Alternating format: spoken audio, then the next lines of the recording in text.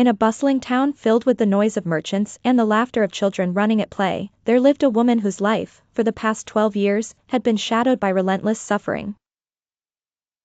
Her world, once vibrant and full of possibilities, had been marred by a mysterious illness that none seemed able to cure. The locals called it the issue of blood, and it was as though this illness had laid a curse upon her existence, draining her of vitality and isolating her from the warmth of human connection. She had seen physician after physician, exhausted every remedy known, and yet her condition had only grown worse.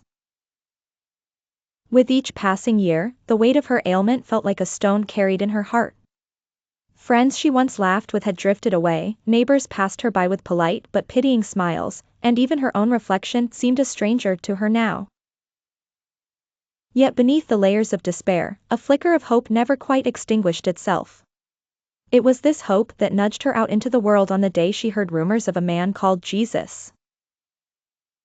Whispers of his miraculous deeds, healing the sick, giving sight to the blind, reached her ears and stirred something deep within her. Faith, once buried beneath layers of desolation, began to blossom again. On that particular day, the sun hung high in a clear sky, and a crowd had gathered along the dusty roads leading through the town. Jesus was making his way through, his presence a magnetic force, drawing the desperate, the curious, and the faithful alike. She stood among them, hidden in their midst, her heart pounding not just with the anticipation of what might be, but with the trepidation of all she had lost and risked over the years. As Jesus passed, the crowd pressed closer, each person hopeful for a moment with him.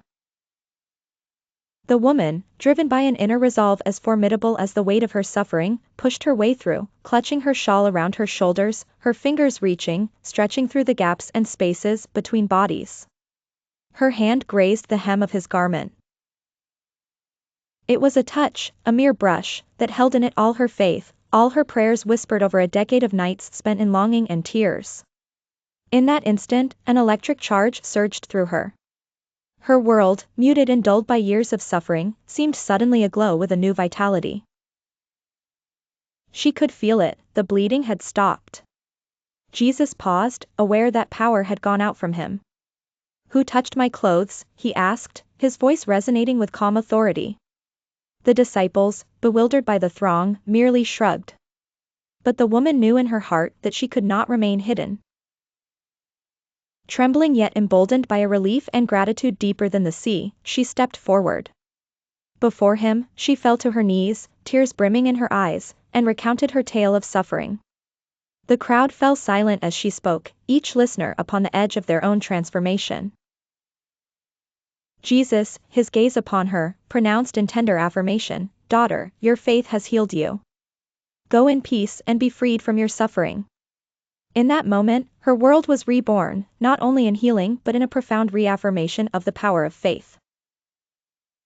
Her story spread far and wide, a tale of hope, of relentless perseverance against the odds, and the wonders that true belief can unveil. Thus, the woman whose life had been marred by shadows walked away, into the light of a hopeful future.